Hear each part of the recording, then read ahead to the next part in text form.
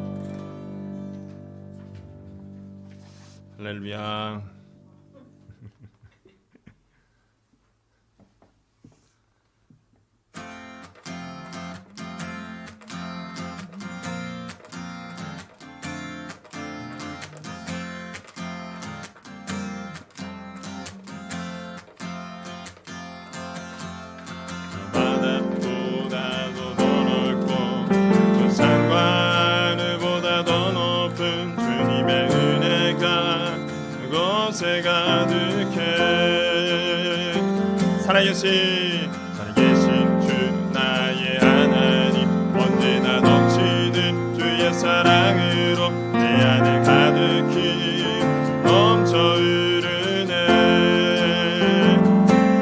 내게 강 같은 평화, 내게 강 같은 평화, 내게 강 같은 평화 넘치네.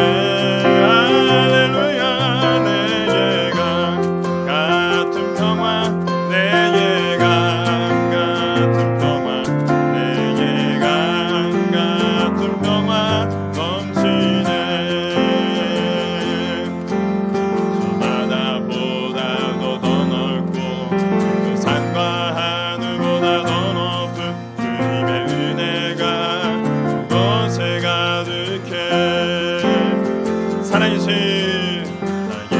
주 나의 하나님, 언제나 넘치는 주의 사랑으로 내 안에 가득히 넘쳐 흐르네. 다시 한번 하겠습니다. 저 바다보다도 더 넓고 저 산과 하늘보다 더 높은 주님의 은혜가 곳에 가득해. 살아계신 하나님,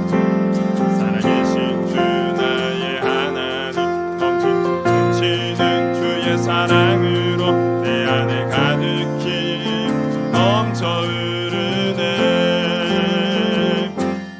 내게 바다 같은 사랑, 내게 바다 같은 사랑 넘치네. 할렐루야. 내게 바다가 사랑, 내게 바다 같은 사랑,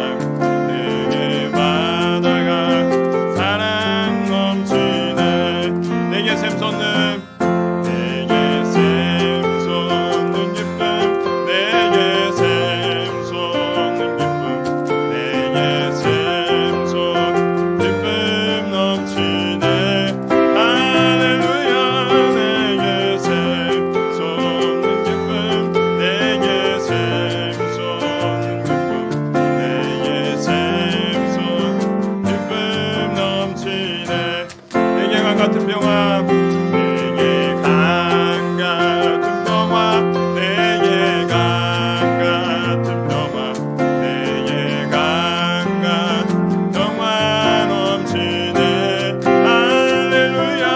내게 강 같은 평화, 내게 강 같은 평화, 내게 강 같은 평화 넘치네.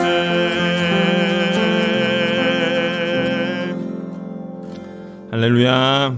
네, 주님께 영광의 박수 올리겠습니다. 주님, 우리 가운데 주님께서 주시는 진정한 평화가 넘쳐나기를 원합니다.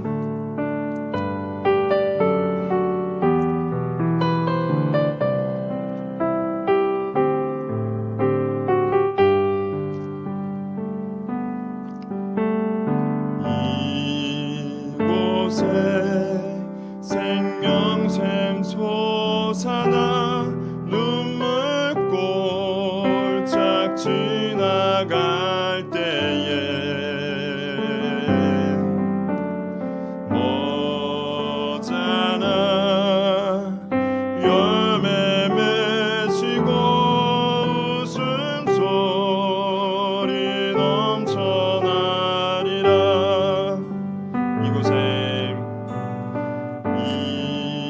이곳에 생명샘 솟아나 눈물 골짜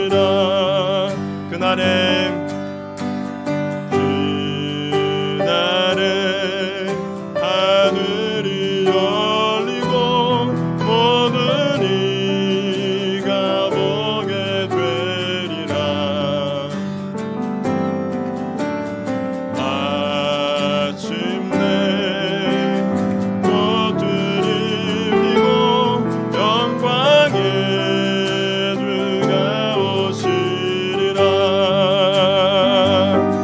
꽃들도 구름도 바람도 넓은 바다도 찬양하라 찬양하라 예수를. 하늘을 울리며 노래해 나의 영혼아. 은혜의 주 은혜의 주 은혜의 주. 꽃들도 구름도 바람도 넓은 바다도 찬양하라 찬양하라 예수를. 하늘을 울리며 노래해 나의 영혼아. 은혜의 주 은혜의 주 은혜의 주. 꽃들도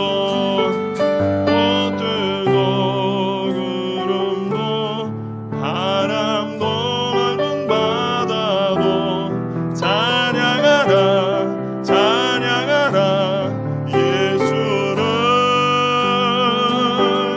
하늘을 울리며 노래해 나의 영혼아.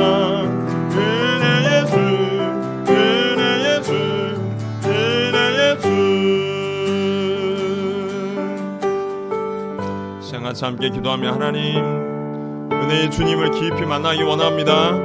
온 세상이 주님을 찬양할 때, 주님께서 오실 때 온 세상이 주님을 찬양하고 맞이할 때 우리도 영광과 찬송과 존귀를 오직 하나님께 예수님께 올려드릴 수 있도록 도와주시기를 원합니다. 시간 주여 한번 부르시고 기도하도록 하겠습니다. 주여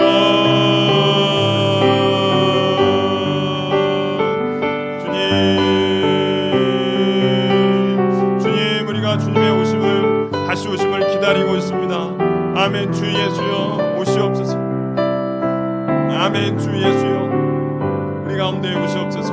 아멘. 주 예수여 우리 가운데 오셔서 우리 가운데 다스리고 통치하시는 주님의 영광을 우리 가운데 드러내시기를 원합니다. 주님의 권세를 드러내시기 원합니다. 주님의 빛을 우리 가운데 드러내시기 원합니다. 주 예수여 우리 가운데 충만히 임재하시고 찾아오시며 주 예수 그리스도의 임재 가운데 우리가 살아갈 때 하나님 일생상의 하나님 주님의 임재 가운데 우리가 살아갈 때 주님이 다시 오심을 우리가 맞이할 준비가 이루어질 줄 믿습니다. 주님께서 우리 가운데 오셨을 때 우리가 부끄러움을 당하지 않고 오직 주님 앞에 하나님 앞에 마음을 들여 경배하고 하나님을 환영하고 예수 그리스도를 모셔둘 수 있을 줄 믿습니다. 이 시간 우리가 주님의 오심을 기다리는 절기 가운데 있습니다. 주님의 오심을 다시 오심을 기다리며 주님 우리가 맞이할 준비를 하기 원합니다. 우리의 마음을 다해서 주님 앞에 찬양하고 경배하고 높여드리고 우리의 삶을 통해 하나님 앞에 영광을 돌려드리는 우리의 삶이 되어주도록 주님 붙잡아 주시기를 원합니다. 성령 하나님 우리 가운데 오셔서 우리의 삶을 붙들어 주옵소서. 성령 하나님 우리 가운데 오셔서 우리 가운데 깊이 임재하여 주옵소서. 성령 하나님 우리 가운데 오셔서 우리가 온전하고 깨끗한 비어진 그릇이 되어주도록 주님 도와주시기를 원합니다. 그래서 충만하게 우리의 삶 가운데 충만하게 우리의 모든 구석구석 모든 삶 가운데 임재하여 주시기를 간절히 소원합니다. 우리의 비어진 그릇 가운데 주님 우리의 몸 가운데 하나님 찾아오시고 주님 통치하여 주시기를 간절히 소원하며 기도합니다. 이 시간 하나님의 은혜가 부어주기를 간절히 소원하며 기도합니다.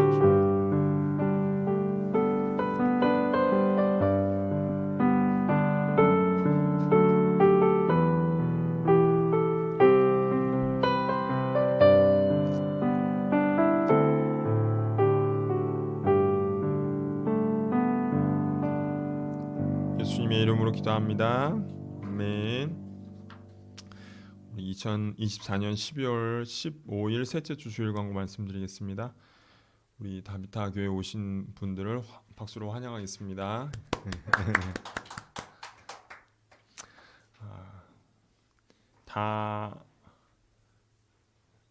다음 광고는 우리가 대강절 셋째 주 주일을 보내고 있습니다. 12월 25일 성탄절을 맞이해서 우리가 다시 오심 예수님의 재림을 준비하는 절기를 보내고 있는데요. 우리가 어떻게 주님을 맞이할 준비를 할 것인지에 대해서 말씀을 나누고 우리의 삶 가운데 교정되어야 될 것, 생각을 바꿔야 될 것, 우리의 언행을 바꿔야 될 것들을 우리가 깨닫고 하나님께 나아가는 귀한 시간이었으면 좋겠습니다. 세 번째 광고는요, 금요일에 금요기도회가 진행 중에 있습니다.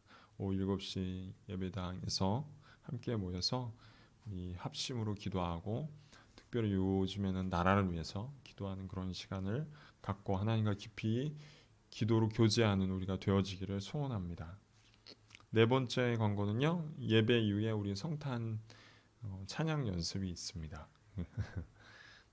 다섯 번째는요, 우리가 12월 25일 수요일 10시 30분에 우리 성탄절 겸 연합 예배를 드립니다.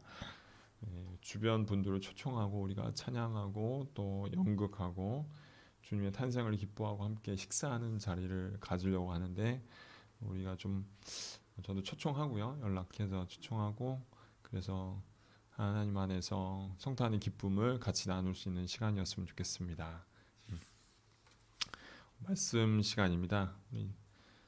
창세기 18장 1절에서 8절 말씀입니다. 창세기 18장 1절에서 8절. 창세기 18장 1절에서 8절 말씀.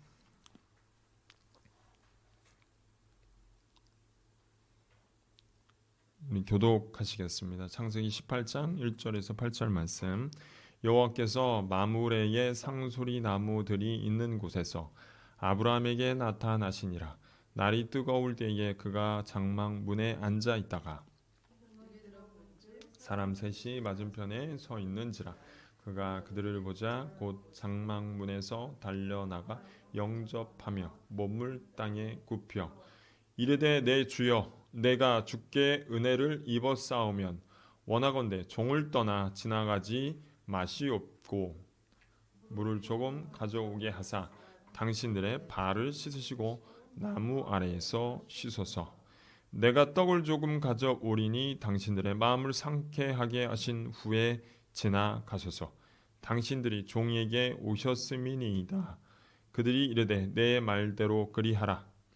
아브라함이 급히 장막으로 가서 사라에게 이르되 속히 고운 가루 세 스아를 가져다가 반죽하여 떡을 만들라 하고, 아브라함이 또 가축대 있는 곳으로 달려가서 기름지고 좋은 송아지를 잡아 하인에게 주니 그가 급히 요리한지라. 같이 읽겠습니다.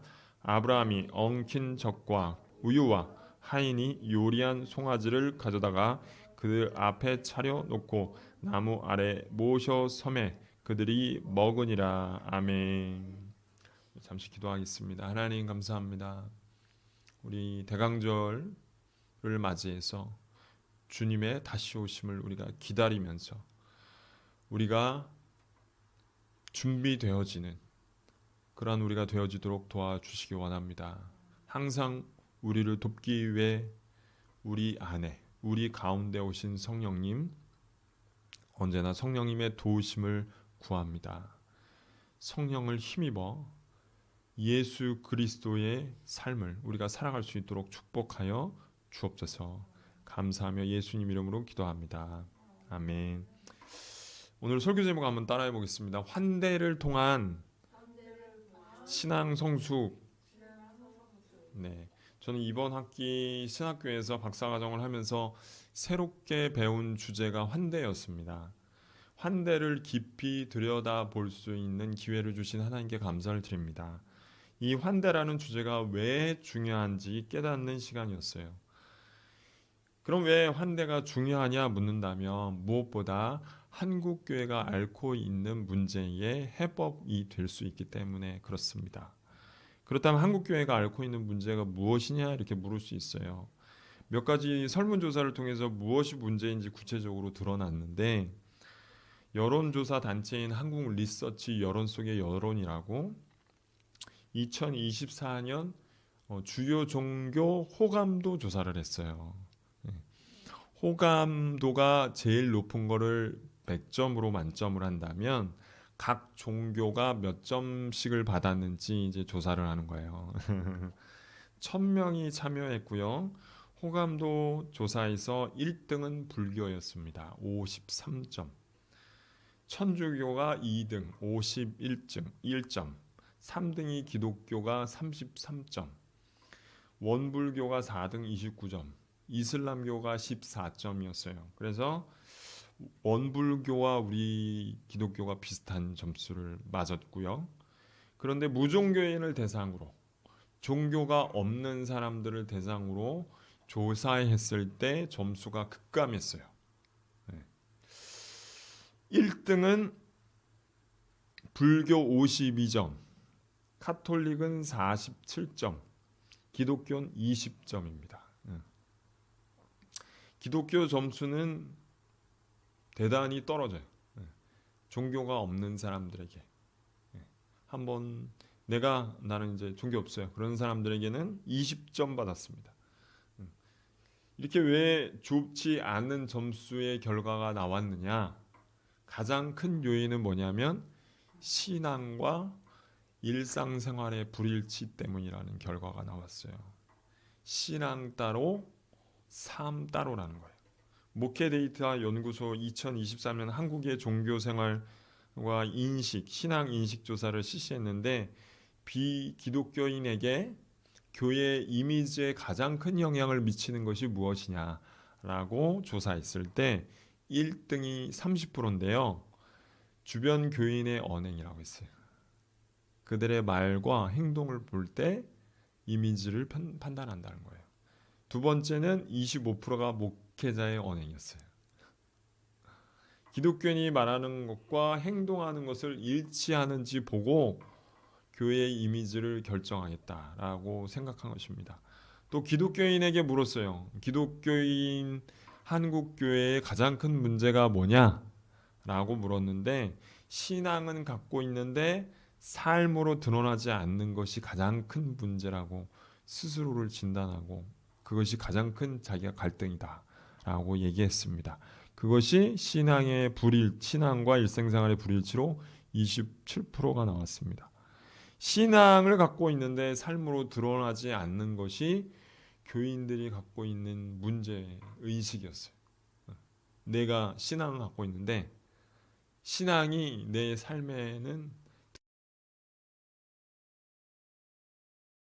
기독교인의 예와 똑같은 말입니다. 또 한국교회 140주년을 맞이해서 한국 기독교 총연합회 한기총이라고 부르죠.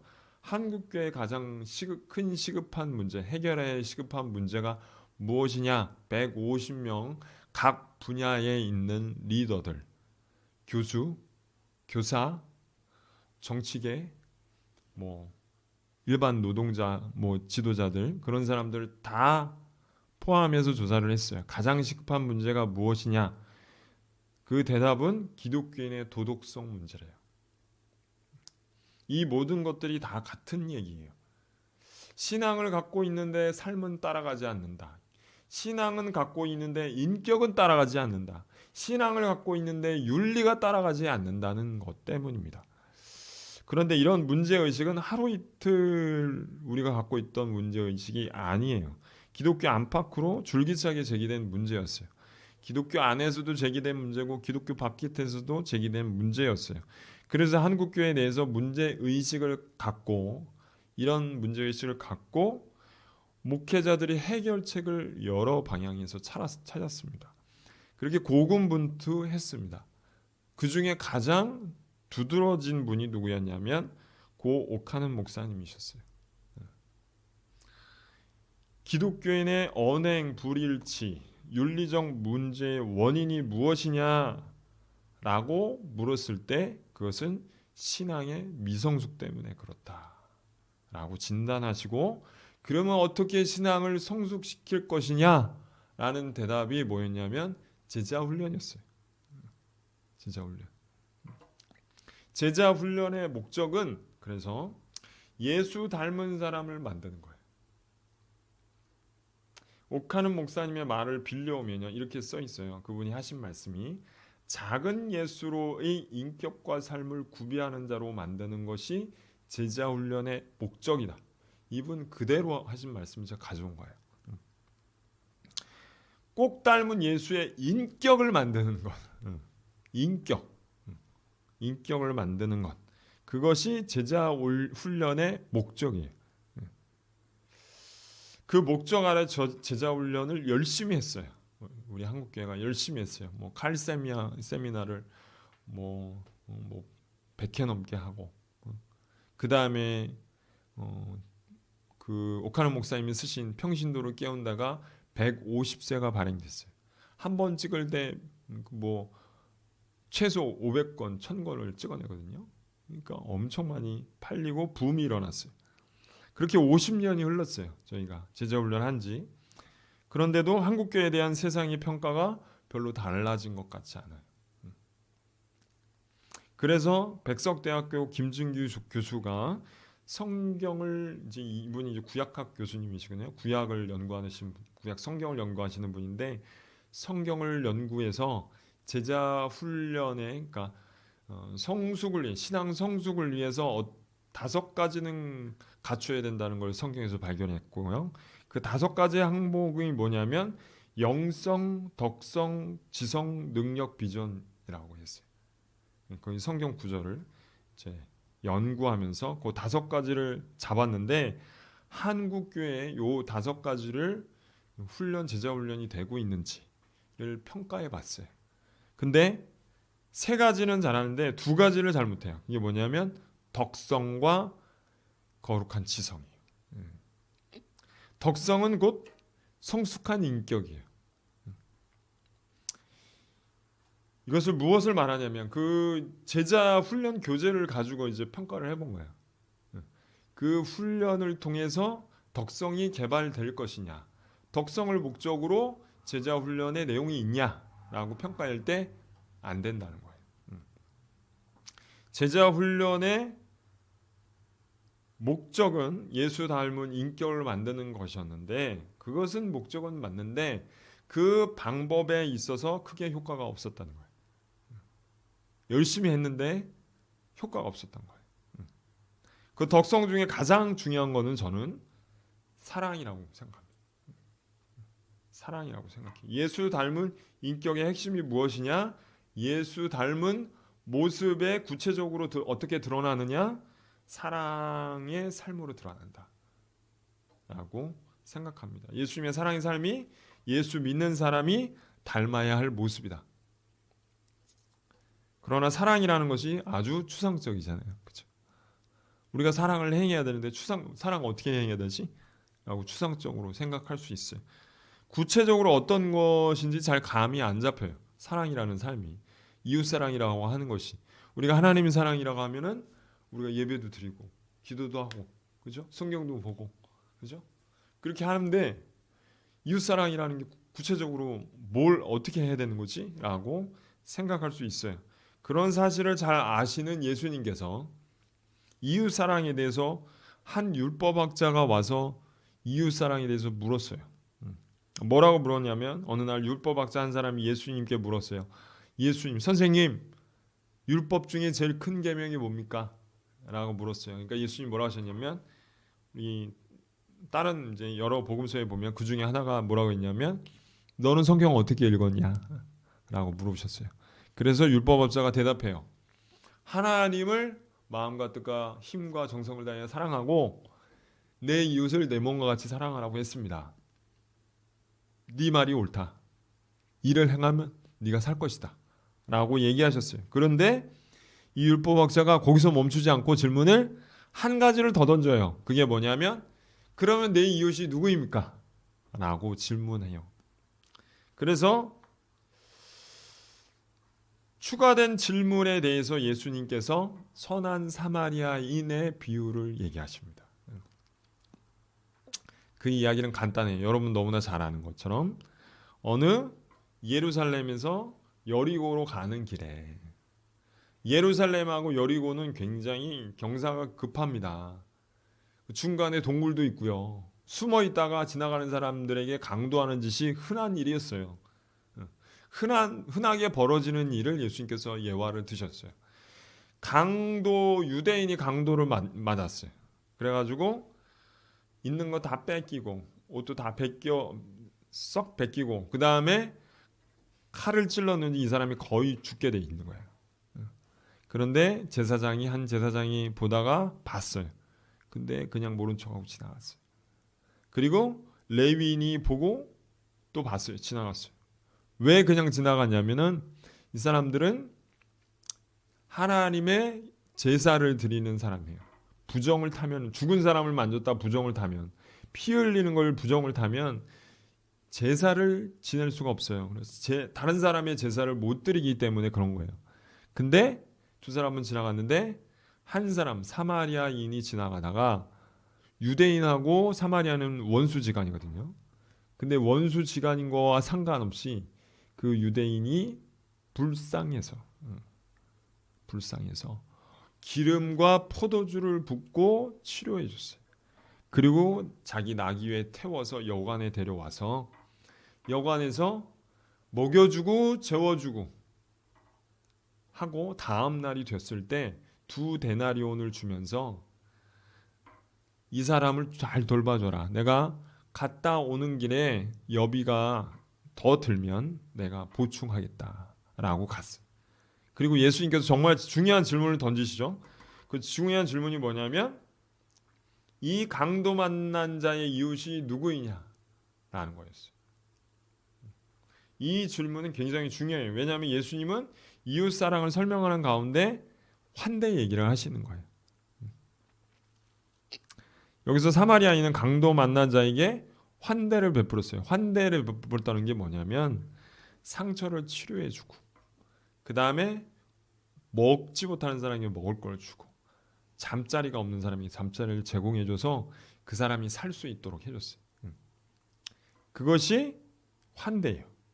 예수님이 이웃사랑에 대해서 물었는데 뭘 대답하셨냐면, 이웃사랑에 대해서 물었는데 예수님 환대를 얘기하신 거예요.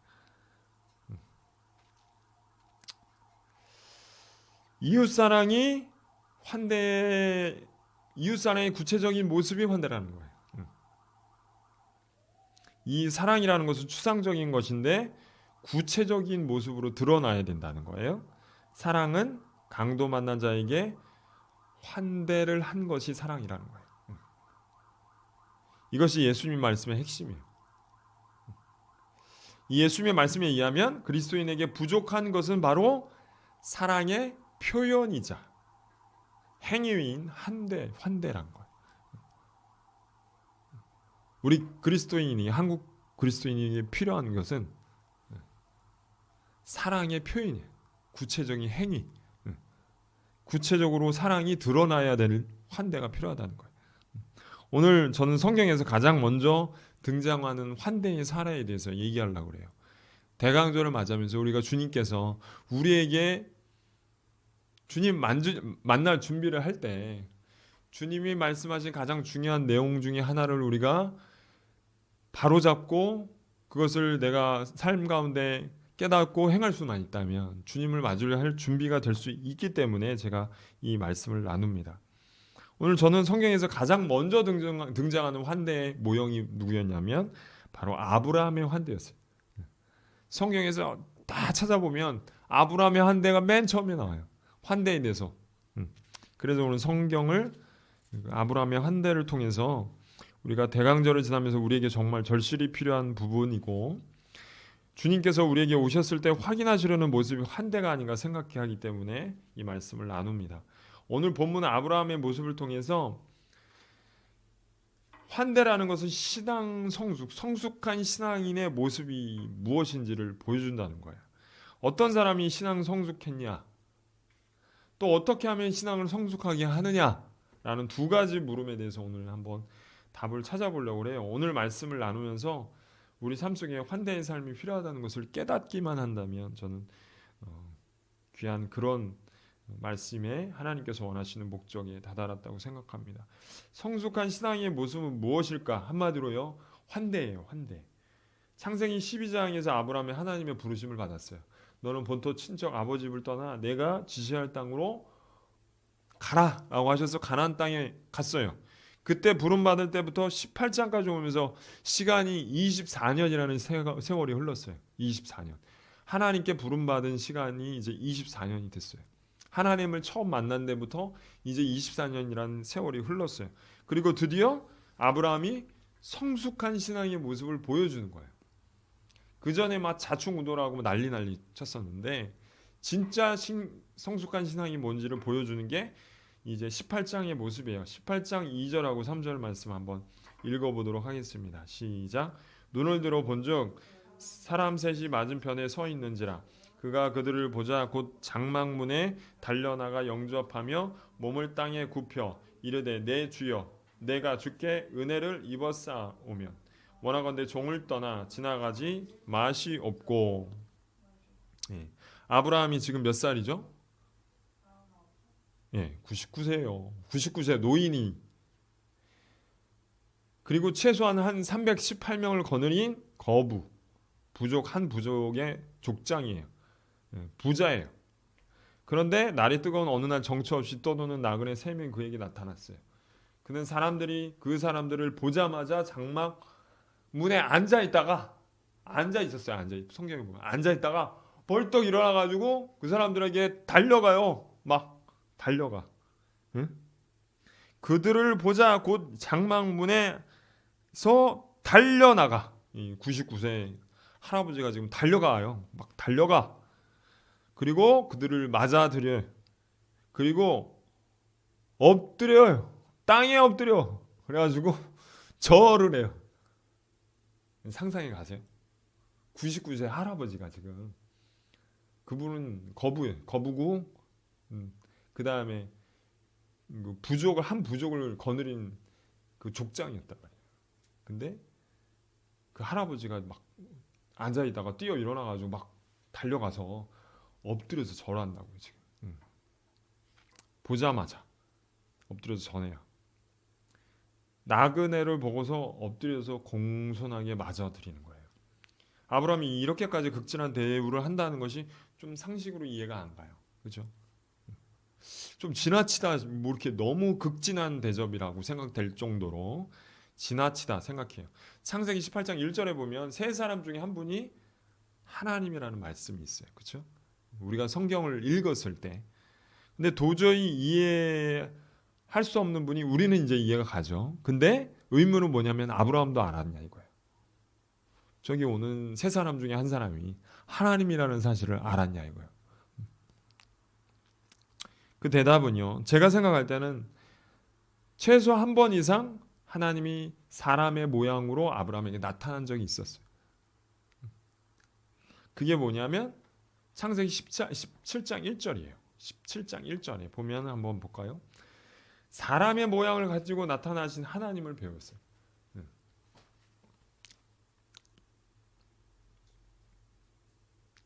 17장 1절 한번 읽어볼게요. 시작. 아브라함이 99세 때에 여호와께서 아브라함에게 나타나서 그에게 이르시되 나는 전능한 하나님이라 너는 내 앞에서 행하여 완전하라. 굉장히 중요한 단어가 뭐냐면요. 여러 구절도 중요한데 우리가 주목해야 되는 단어는 나타나서라는 말이에요. 나타나서.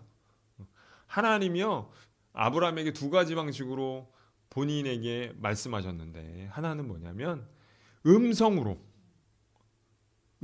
말할 때는 나타나서라는 단어를 안 써요. 성경을 자세하게 읽으면 그냥 하나님이 음성으로 들려줘요. 근데 또 다른 경우는 뭐냐면 사람의 모양을 입고 와서 자신을 나타내서, 여기 나타내서는 단어를 써요. 아브라함 그 18장 1절에 보면요. 거기서도 나타나서라고 단어를 써요. 사람의 모양으로 하나님께서 나타났어요. 구약에. 생각 못 해보셨죠? 하나님께서 사람의 모양으로 이렇게 우리 사람처럼 하나님이 나타나신 거예요. 그래서 저만 그런 얘기를 하는 게 아니고요. 제가 그 성경학자 중에 보이지 않는 세계라는 책을 쓴 사람이 있는데 그 사람이 하나님께서 구약에서 사람의 모양으로 나타나신 적이 많다. 구체적으로 언제인지 다 조사를 해가지고 이제 찾았어요. 근데 요 구절이 하나님께서 사람의 모양으로 나타났다는 거예요. 그러니까 우리가 성경을 읽을 때 그걸 생각해야 돼요. 아, 여기 나타났다는 거는 그냥 하나님이 짠 나타났다는 게 아니고 음성으로 나타났다는 게 아니고 사람의 모양으로 나타나서 얘기하셨다는 거구나. 근데 요점은 육신의 모양으로 나타난 하나님을 배웠다고 아브라함처럼 이런 극진한 섬김과 한대를 하는 것은 아니라는 거예요. 육신을 갖고 진짜로 이 세상에 오신 분이 있었는데 바로 예수님이었어요. 근데 사람들이 푸대접했어요. 예수. 돌로 치려고 죽이려고 했어요. 예수님께 비난하고 손가락질했어요. 예수님 무시했어요. 예수님 무시당했거든요. 엄청 무시당했어요. 미쳤다는 얘기도 듣고. 그래서 예수님을 잘 막 걸맞게 대접을 해준 건 아니었어요. 어떤 사람이 하나님을 제대로 섬기고 잘 섬기는 신앙의 모습을 갖느냐? 하나님을 섬기는 사람을 자신을 이렇게 여기는 거예요. 3절 5절에 보면 이렇게 나와요. 진짜 하나님을 섬기고 하나님을 환대하는 사람은 어떻게 생각하냐면 3절에 볼게요. 제가 읽어드릴게요. 이르되 내 주여 내가 주께 은혜를 입었사오며 원하건대 종을 떠나 지나가지 마옵소서. 5절에 보면 내가 떡을 조금 가져오리니 당신의 마음을 상쾌하게 하신 후에 지나가소서. 당신들이 종에게 오셨음이니이다. 그들이 이르되 내 말대로 그리하라.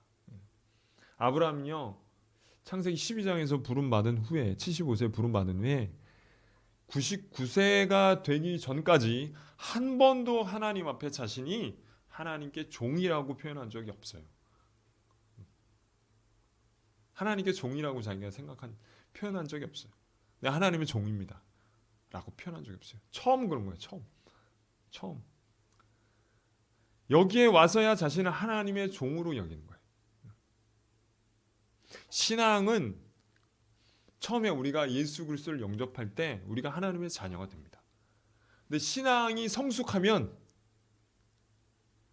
자기를 하나님의 종으로 여기는 거예요. 하나님을 섬기는 자로. 나는 하나님이 주인이고 내가 종이라는 것을 깊이 깨우치는 거예요. 그게 누구였냐면 성경에 보면 바울이었어요. 바울. 로마서 1장 1절에 이렇게 나와요. 예수 그리스도의 종 바울은 사도로 부르심을 받아 이렇게 나와요. 자신이 누구라고 생각했냐면 예수 그리스도의 종이라는 거예요. 종. 신앙이 성숙하면 성숙할수록 자신을 누구라고 생각하냐면 주님의 종으로 여기는 거예요. 자기를.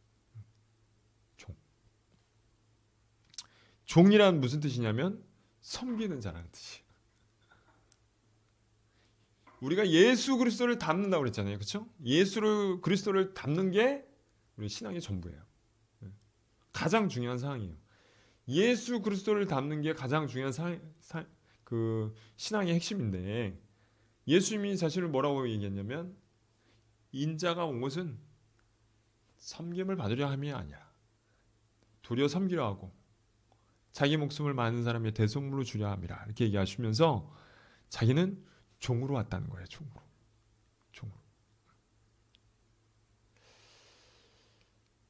종은 더 정확하게 얘기해서 주인을 섬기는 자예요. 섬기는 자인데 주인을 섬기는 자. 주인을. 그렇기에 99세 된 노인이 하나님께 왔을 때 보자마자 뛰어가서 영접하고 무릎을 꿇고 절을 하고 자신을 종이라고 청하는 거예요. 환대와 섬김이라는 자신을 종으로 여길 때 일어나는 거예요. 신앙의 성숙은요. 나중에 신앙이 성숙했다는 모습은 뭐냐면 내가 섬기는 자가 되는 거예요. 섬기는 자가 되는 거예요. 그것이 예수 그리스도를 닮은 모습이고 하나님께서 원하신 신앙의 모습이에요. 섬길 수 있는 자가 되는 것. 자신을 높인 자로 여길 때는 절대로 섬길 수가 없어요. 내가 높다라고 부리려고 하지. 그렇죠? 내가 높다고 생각할 내가 뛰어나다, 내가 더 낫다라고 생각하면 절대로 다른 사람을 섬길 수가 없어요. 오히려 대접을 받기를 원해요. 나를 대접하기를 원해요. 나를 인정해 주기를 원해요.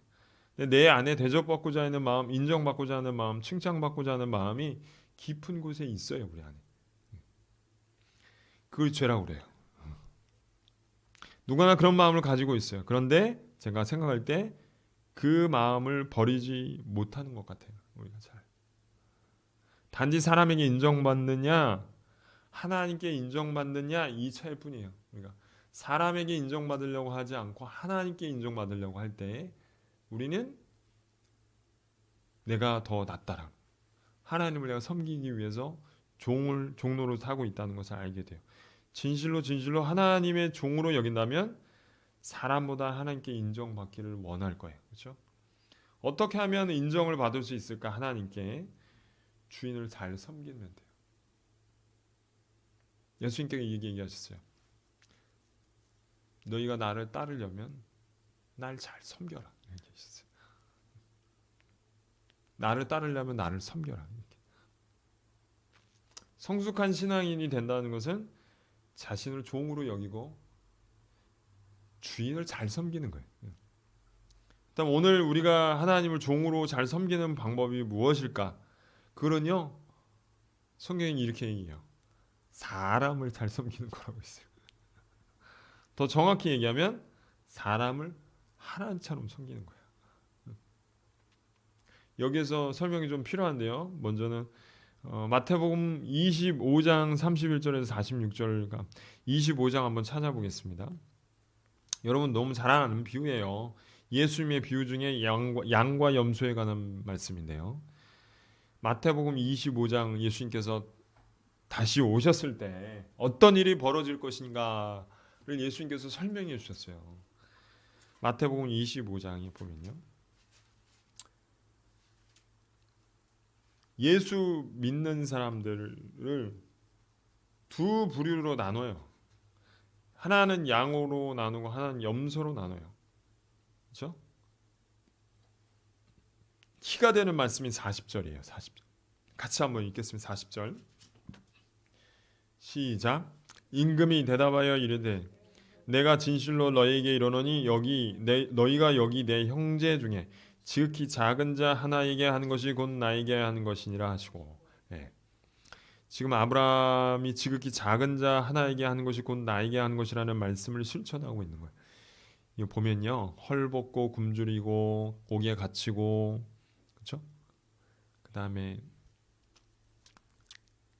그런 사람들에게 한 것이 예수님에게 한 것이라고 얘기했어요. 지극히 작은 자에게 한 것이 곧 나에게 한 것이다. 아브라함이 지금 환대를 행하는데 그가 저는요 이렇게 생각하시는 분들이 있어요. 하나님을 알아보지 못했을 거다라고 생각하는 사람이 있어요. 왜냐하면 그 당시 풍습이 나그네를 그렇게 대접하는 풍습이 있었어요. 처음부터 하나님을 알아보지 못했지만 나중에 알아봤을 거다 이렇게 얘기하는 분들도 있어요. 근데 나그네라는 게 가장 큰 약자였거든요. 그 당시 나그네는 물을 주지 않으면 광야에서 죽어요. 그렇죠? 밥을 주지 않으면 굶어 죽어요. 그늘을 주지 않으면 쉬지 못해서 죽어요. 태양볕 때문에. 그래서 도와주지 않으면 죽을 수 있는 사람이에요. 유목민들은 항상 그런 사람이 될 수 있어요. 자기가. 그래서 나그네를 대접했어요. 그래서 근데 중요한 건 뭐냐면 그런 나그네를 주님처럼 볼 수 있는 안목으로 돼 있다는 거예요. 아브라함이. 겉모습은 아니었는데 겉모습은 굶주린 모습. 겉모습은 가난한 모습. 겉모습은 더러운 모습. 겉모습은 내가 꺼리는 모습인데 그런 모습을 보고 하나님으로 알아볼 수 있는 안목이 있었다는 거예요.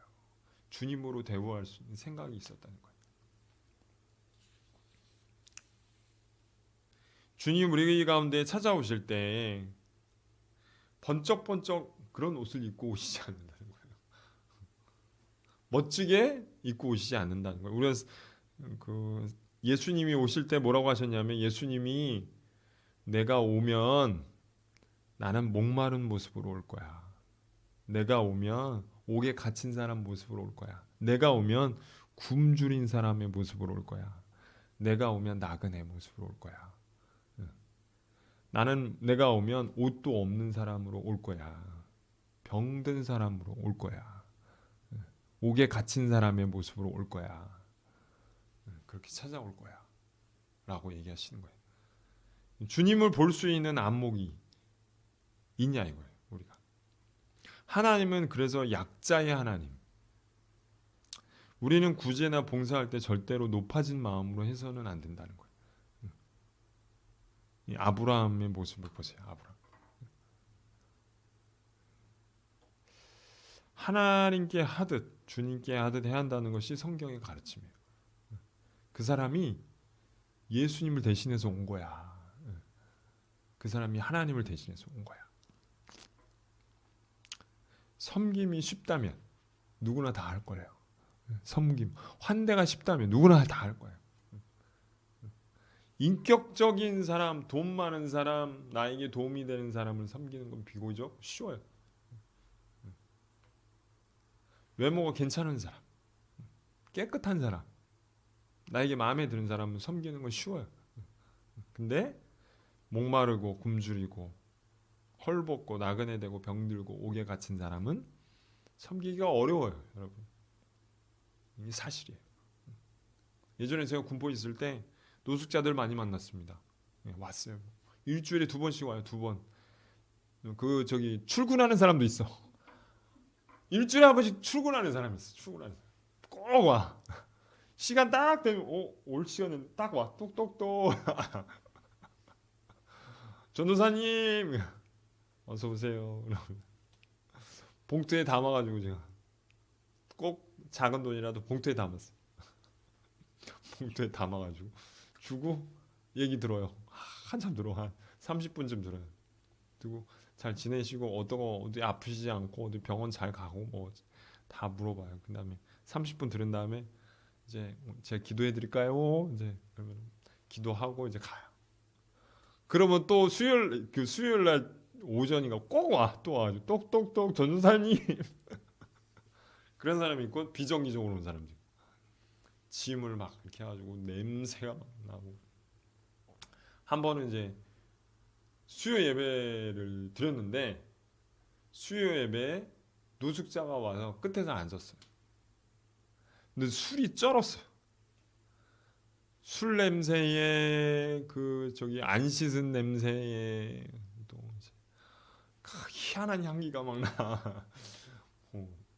저기 오물 냄새. 그 다음에 수염을 뭐 한 몰라 나와가지고 뭐 한 10년 이상은 안 깎은 것 같아. 머리도 10년 이상 안 깎고 한 번도 안 씻어. 얼굴이 흑인 얼굴이야. 흑인 얼굴. 아세요? 한 10년 안 닦으면 흑인 얼굴 돼요. 까매져. 눈이 껌뻑껌뻑하면 눈 하얘. 그 흑인들은 눈 껌뻑껌뻑하면 눈이 하얗거든요. 이 얼굴 피부가 흑인이에요. 흑인. 근데 앉아 있는데 저기 앞에 강대상 앞에까지 냄새가 나. 오 예배당이 냄새가 나. 근데 쫓아낼 수가 없잖아요. 그렇죠? 예배를 드렸는데 예배를 드릴 때부터 느낌이 이상했어요. 무슨 느낌이 이상했냐면 이 사람이 안 가는 거 아닌가? 예배 끝나고 추우니까 어디서 살라고. 그래가지고 다 나가는 거 봤어요. 그리고 제가 문 정리하고 갔는데 이제 늦게 가시는 분 이제 권사님이 있었어요. 그래서 권사님 아니고 전사님 저한테 전화했어요. 전사님 그 예배당에서 막 소리가 나는 것 같은데요. 무서워서 올라가지도 못하겠고 좀 나와보시면 안 돼요. 그래가지고 갔는데 거기서 불 다 꺼져 있는데 어디서 숨어 자고 있어. 불 켰더니 거기 저 구석탱이에. 그래서 말을 할 수도 없어요. 냄새가 너무 심해서. 그래서 여기서 주무시면 안 된다고. 소리도 지르고 싶고 여기서 저는 어떻게 자면 되냐고 그렇게 하고 싶은데 이제 불쾌감도 있고 또 신앙도 있잖아요. 그러니까 또 함부로도 못하고 그래서 이제 밑에 내려가서 또 사무실에 가가지고 봉투를 또 하나 갖고 왔어요. 돈을 넣어가지고 찜질방에서 주무시라고 데리고 갔어. 가지고 찜질방 주인이 안 좋아해요. 근데 사정사정 해가지고 그래서 돈을 주고 거기서 찜질방을 보내서 거기서 씻고 거기서 자게 했어요. 섬김이 어려워요. 환대가 어려워. 평소에는요 제가 괜찮은 사람 같았는데 그런 사람 상대하잖아요. 내가 어떤 사람인지 알아요. 내 신앙이 어떤 상태인지.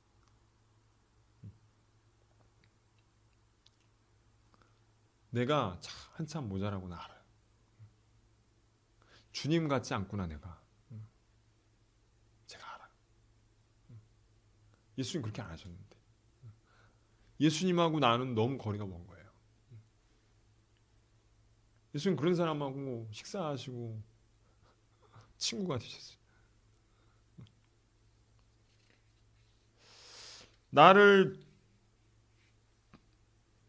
나에게 도움이 되는 사람, 예의 바른 사람, 고마움을 아는 사람, 그런 사람들은 섬기기가 쉬워요. 환대하기 쉬워요. 근데 가난한 사람, 정말 가난하죠. 그 사람들 가난해. 병 들었어요. 마음도 병 들었고 몸도 병 들었어요. 보기에도 별 볼 리가 없어요. 가진 것이 아무것도 없어요. 그렇죠? 내가 대접해도 나에게 다시 대접해 줄 수 있는 사람이 아니에요. 그런 사람들을 극진히 대접하는 것이 신앙의 성숙한 모습이라는 거예요. 그 이유는 아브라함에게 그 사람이 주님이라는 거. 이런 안목, 생각이 열렸기 때문에. 그리고 그 사람을 통해 하나님께서 나에게 축복을 주실 거라는 거. 그것을 알았기 때문에 그렇게 아브라함이 한 거예요. 아브라함이 무슨 축복을 받았죠? 이 극진한 대접을 통해 이삭이 낳을 거라는 소식을 듣게 돼요. 그렇죠?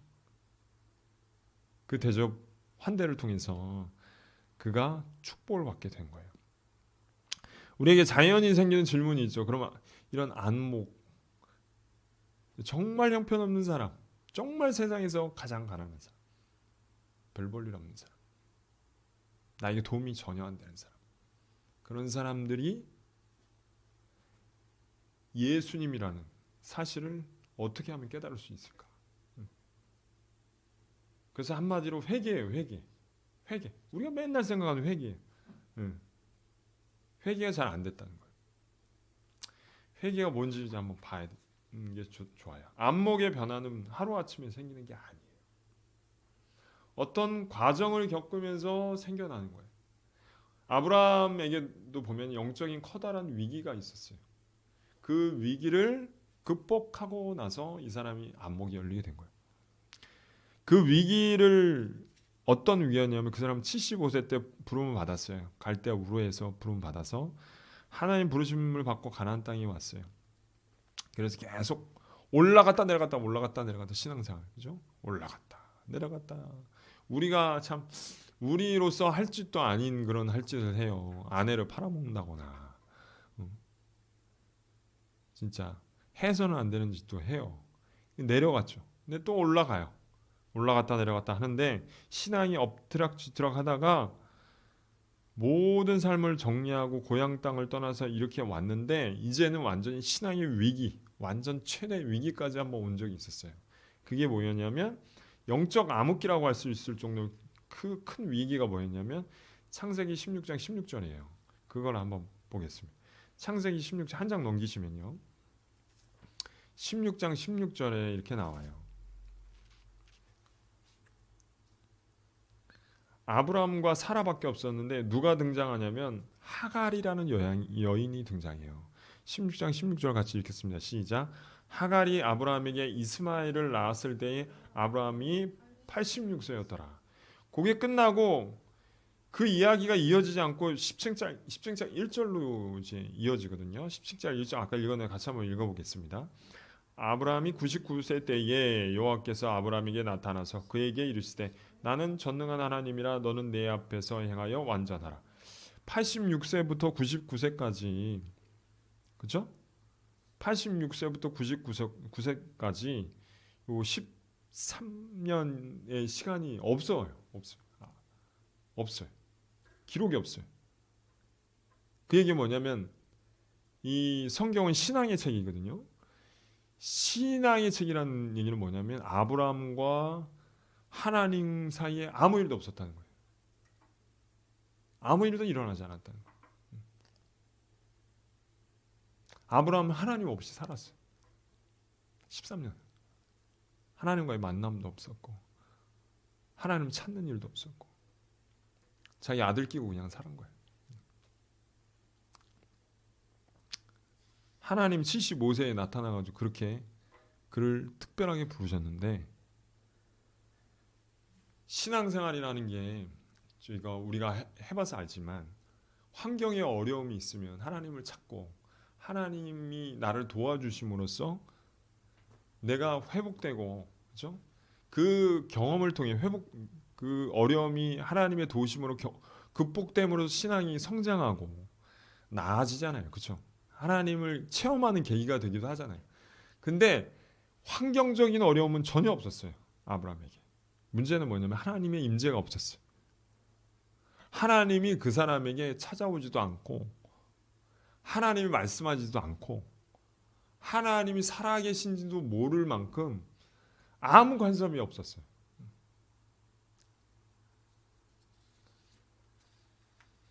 먹고 자고 생활하는 데는 문제가 없었어요. 근데 뭐가 문제냐면 마음이 없어요. 하나님이 없을 때 우리는 공허합니다. 공허해. 삶의 의미를 찾지 못해요. 왜 살아야 되는지 몰라요. 그냥 먹고 살고 하는 거예요. 부족함이 없는 거예요. 그게. 예수 믿는 사람이 제일 어려운 게 뭐냐면은 어려울 때는 하나님께 기도해서 하나님 찾아오시는데 아무 어려움이 없는데 하나님의 임재도 없는 거예요. 하나님이 없는 거예요. 하나님이 없어. 그런데 그런 오랜 영적 암흑기의 13년이 끝나는 시점에 하나님이 아브라함이 찾지 않은 것 같아요. 근데 하나님이 다시 찾아오세요. 하나님은 그 사람 버리지 않으셨어요. 다시 찾아오세요. 99세 된 아브라함에게 찾아오신 하나님께서 가장 먼저 하신 말씀이 뭐냐면 나는 전능한 하나님이다. 너는 내 앞에서 행하여 완전해라. 이렇게 얘기했어요. 무슨 뜻이냐면 너 완전하지 않아. 너 지금 문제가 있어. 내가 볼 때. 그러니까 돌이켜야 돼. 돌이켜야 돼. 근데 그 회개가 하나님이 17장에 뭐라고 하냐면 할례를 하라고 그랬어요. 할례. 회개가 어떤 것이냐면 고통이 따르는 일이었어요. 고통이. 할례는 여러분 알다시피 남자의 성기에 표피를 제거하는 거예요. 근데 나이가 많을수록 그 고통이 더 심하대요. 99세 할아버지는 가장 고통스러운 나이였어요.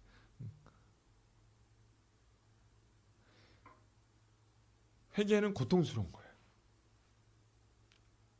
하나님께 불순종했던 거를 순종하는 일이었어요. 그게 회개였어요. 불순종했던 거를 순종하는 게 회개예요. 돌이키는 게 그런 거예요. 영적 암흑기가 왔던 이유는 뭐냐면 불순종 때문이었어요. 이스마엘을 낳고 하나님이 이삭을 분명히 주신다고 그랬는데 이스마엘에게 만족한 거예요. 그냥.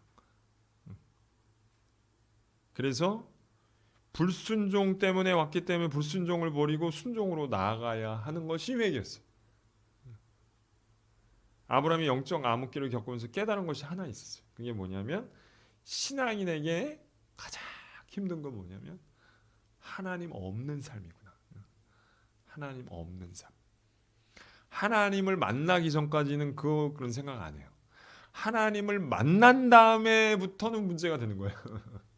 여러분, 하나님 만난 다음에부터는 문제가 돼요. 하나님이 어떤 분인지를 우리가 경험했기 때문에 하나님이 없는 삶에 대해서 우리가 얼마나 고통스럽고 힘든 건지, 하나님의 도우심 없이 살아가는 삶이, 하나님의 부재 가운데 살아가는 삶이 얼마나 비참한 삶인지를 뼈저리게 느낀 거예요. 그걸 뼈저리게 느낄 시간이 13년이었어요. 그에게 필요한 시간. 그걸 뼈저리게 느낄 시간이 13년이었어요. 그래서 그때 나타나신 거예요. 왜 13년이라 물으면 왜 12년? 아브라함에게 정말 필요한 시간은 하나님께 뼈저리게 느낄 시간이 13년이었던 거예요. 그에게 필요한 것은 이제 결단이었어요. 하나님은 아브라함이 하나님의 때와 방법을 기다리지 않고 자기 인간적인 방법으로 마음대로 선택하고 했던 것들을 이제 버려야 한다는 거예요. 내 방법이 아니면 내 때가 아니야. 자식을 주는 게 네 방법이 아니야. 내 때와 내 방법을 따르라는 거예요. 하가를 통해서 이스마엘을 낳아서 자손을 이어가는 것이 하나님의 방법이 아니었어요. 하나님 그래서 너는 내 앞에서 완전히 행하라. 완전하라. 회개하라. 이 완고한 마음을 돌이키고 지금부터 하나님께 굴복해라. 자신은 할례를 행하면서 철저히 죄인임을 알게 된 거예요. 하나님 없는 삶은 나는 의미가 없고 나는 깊은 죄인이구나. 하나님을 반역하는 죄인이구나. 하나님의 도우심 없이는 내가 제대로 살 수가 없구나. 또 전능하신 하나님됨을 인정하는 부분을 회개했어요. 하나님 어떤 것들도 행할 수 있는 분이야. 전능하신 분이야. 없는 것도 있는 게 하시는 분이야. 내가 99세 되도 하나님께서 하시면 한다고 하는 분이야. 이런 회개는 그에게 가장 중요한 인격적인 선물을 줘요. 그게 뭐냐면 겸손이에요. 겸손. 참 겸손은 하나님 앞에 자신의 연약함과 보잘것 없는 것을 인정하는 것. 겸손이란 자기를 지극히 낮추고 자기를 하나님을 높이는 거예요. 이것이 하나님 앞에서 자신이 얼마나 보잘것없는 죄인인지를 깨달은 사람만이 가질 수 있는 성품이에요. 겸손을 통해서 자기 마음이 낮아진 자가 비로소 환대하고 섬길 수 있어요. 제대로 된 섬김을, 제대로 된 환대를 할 수 있는 거예요. 진정한 회개가 마음의 변화를 주는데 교만한 마음을 낮추진 않고는, 겸손하지 않고는 절대로 지극히 작은 자를 주님으로 여기면서 섬길 수 없어요. 그것이 오늘 아브라함이 보여준 신앙의 성숙한 삶의 모습이었어요. 회개. 우리가 하나님께 불순종했던 것을 순종함으로 돌이킬 때 우리는요 굉장히 고통스러운 일이에요. 회개하는 게 그렇게 고통스러워요. 할례. 자기를 죽이는 일이에요. 자기를 낮추는 일이에요. 자기 자아를 무너뜨리고 하나님을 세우는 일이에요. 그런 게 얼마나 고통스러워요. 근데 그런 고통스러운 일을 통해서 무엇을 깨닫냐면 내가 얼마나 큰 죄인이라는 걸 깨닫는 거예요. 비로소 내가 하나님 앞에 진실로 겸손하게 되는 것이죠. 그러면 섬길 수 있는 사람이 되는 거예요. 베푸는 사람이 아니에요. 주님을 섬기듯이 섬기는 거예요. 같이 한번 기도하겠습니다. 이 대강절 기간에 주님께서 우리 가운데 원하시는 것이 무엇이냐면 우리의 삶에 있어서 진정한 돌이킴이에요. 그래서 불순종하던 것을 불순종하는 것을 순종의 삶으로 우리 가운데 바꿀 수만 있다면 우리 안에 하나님께서 주시는 선물이 있어요. 선물.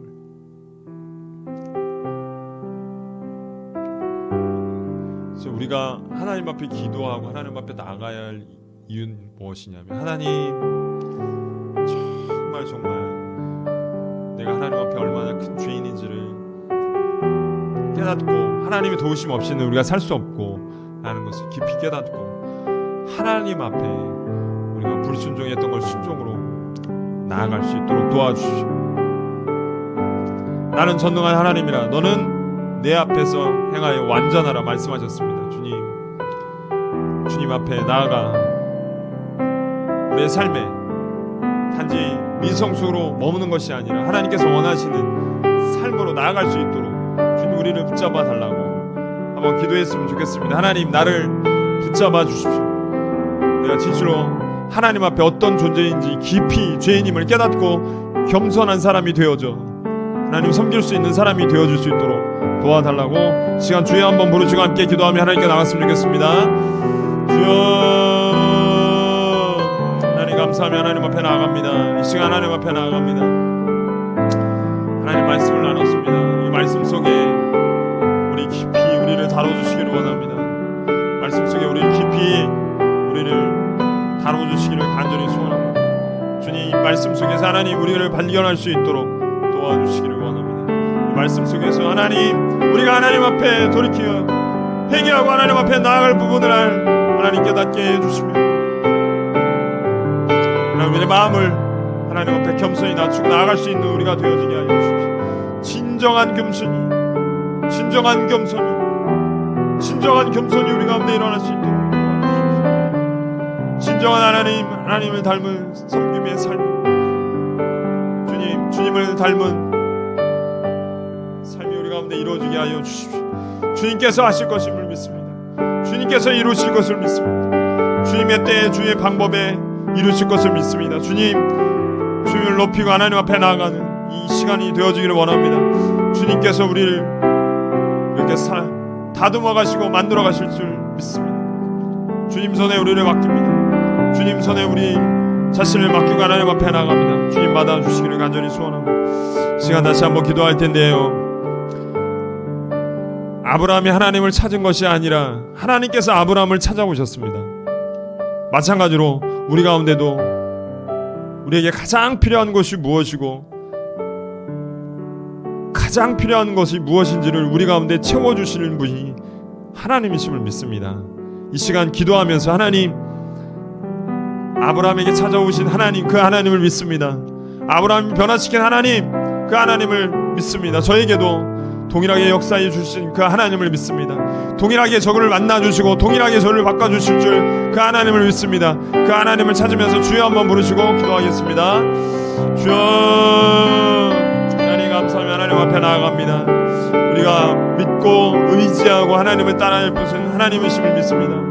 하나님께서 아브라함을 빚어가셨던 것처럼, 아브라함을 하나님 다뤄가셨던 것처럼, 아브라함을 새롭게 하신 것처럼 아브라함에게 불순종해서 순종으로 나아갈 수 있도록 해주셨던 것처럼 우리의 삶도 주님 다뤄주시고 만져주시고 하나님께서 하나님의 손 안에서 우리가 빚어질 수 있도록 주님 도와주시기를 원합니다. 주님의 도우심 없이는 우리가 살 수 없음을 믿습니다. 주님의 우리의 마음 기쁜 것의 역사 없이는 우리가 살 수 없음을 고백합니다. 주님, 이 시간 오셔서 우리를 다루어 주시기를 원합니다. 주님, 아브라함을 변화시켰던 것처럼, 아브라함 한 사람이 하나님 앞에 세워졌던 것처럼 우리도 하나님 앞에 온전히 세워지기를 간절히 기도하며 하나님 기도하며 나아갑니다. 주님 손에 우리를 맡깁니다. 주님 손에 우리를 의탁드립니다. 주님 손에 우리가 빚어지기를 자신을 맡겨드립니다. 주님, 이 시간 하나님 앞에 나아갑니다. 주님의 손길과 주님의 은혜로 우리를 다루어 주십시오.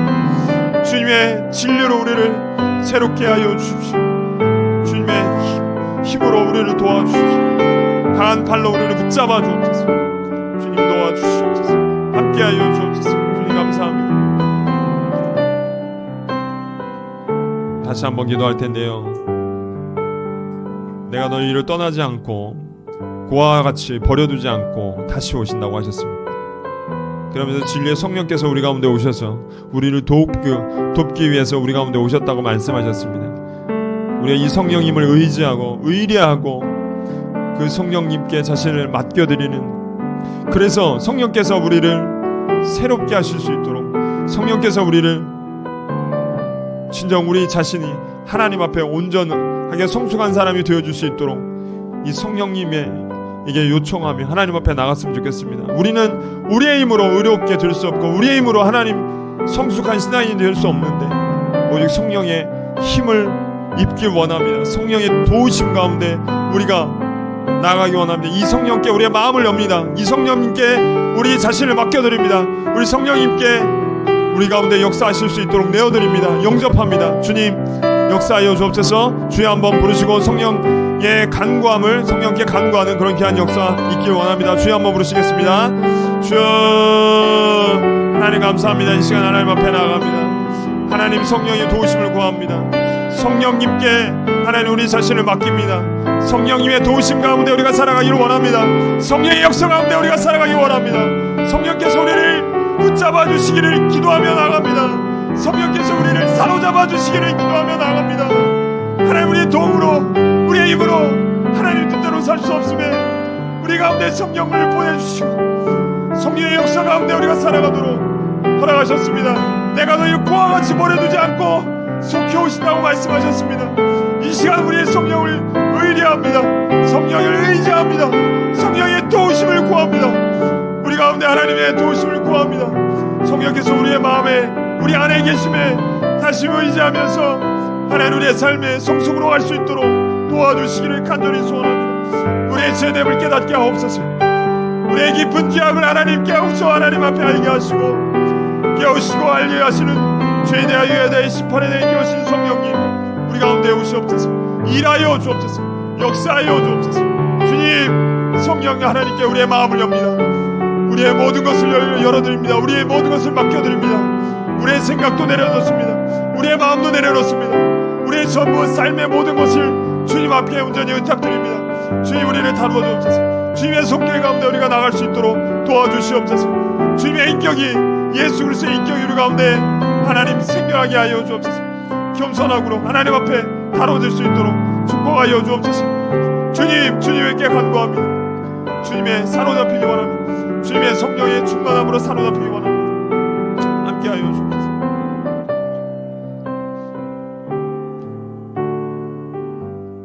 우리 한번 우리 성탄절을 위해서 한번 기도했으면 좋겠습니다. 성탄절 가운데 하나님 한 사람 한 사람을 초청할 때 우리가 주님을 모시듯 주님의 마음으로 주님께 대우하듯 우리가 그렇게 할 수 있는 마음을 우리 가운데 부어주십시오.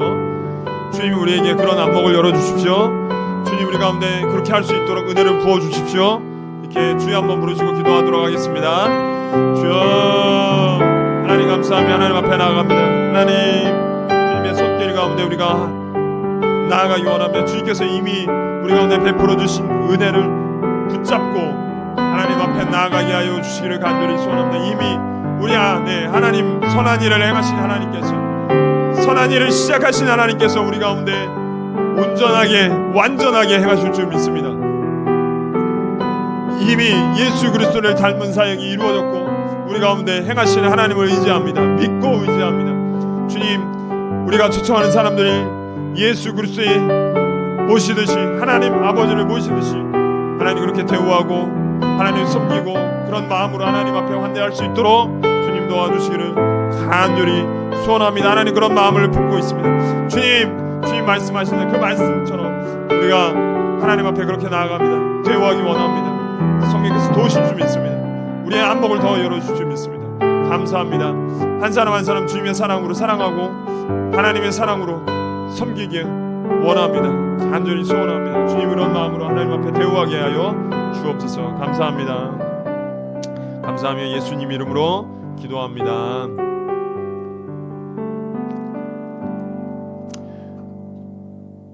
우리 헌금 찬양 나의 하나님 하고요. 봉헌기도 하고 축도로 예배를 마치도록 하겠습니다.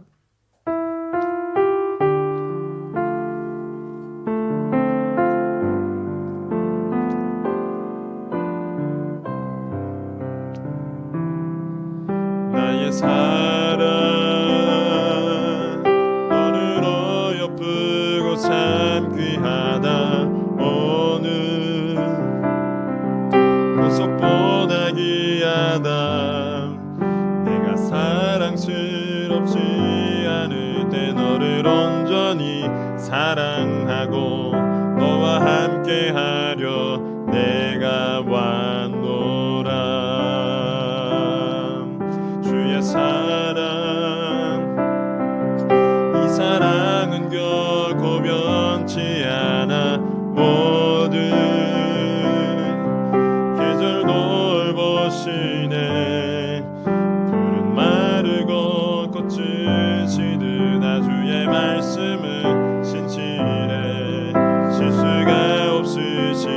주만 바라라.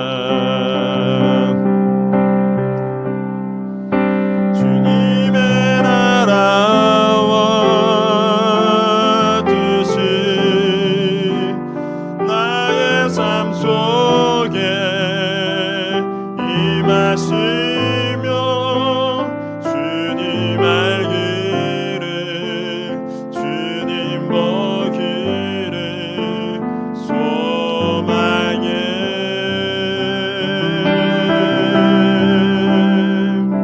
거룩히 살아가림과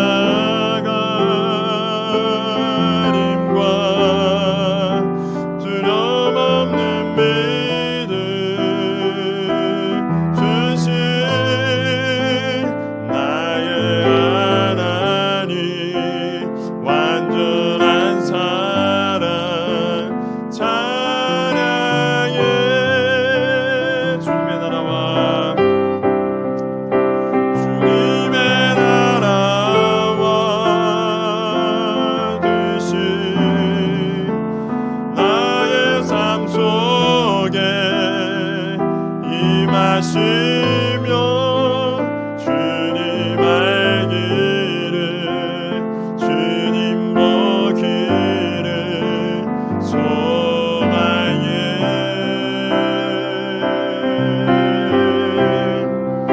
거룩히 살아가림과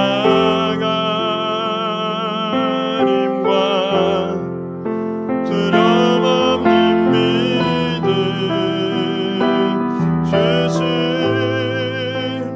나의 하나님 완전한 사랑 찬양해.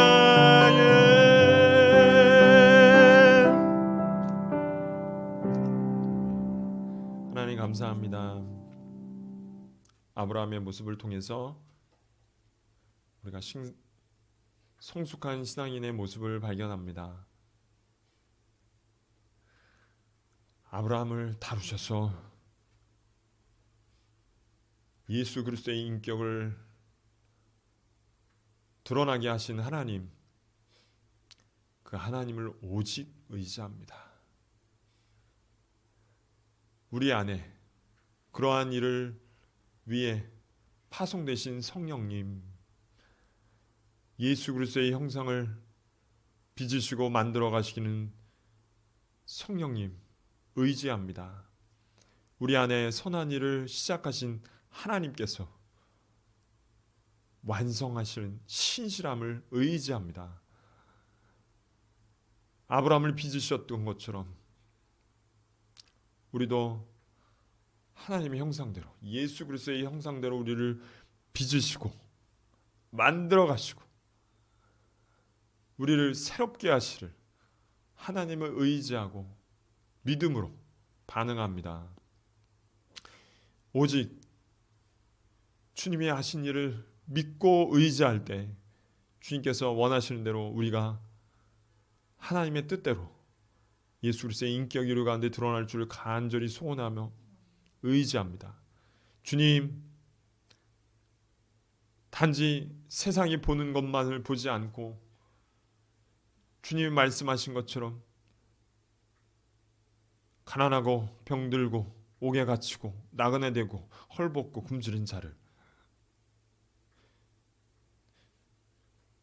그 모습 속에 주님을 발견할 수 있도록 주님 우리의 눈과 우리의 마음을 열어주사 주님 앞에 겸손하도록 하여 주옵소서.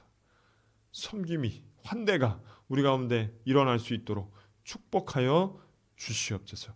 우리가 모든 드린 주님 헌물 가운데 우리의 삶도 주님 흠양하시고 받아주셔서 주님의 나라와 뜻을 위해 사용하여 주옵소서. 우리의 모든 필요를 채워 주옵소서.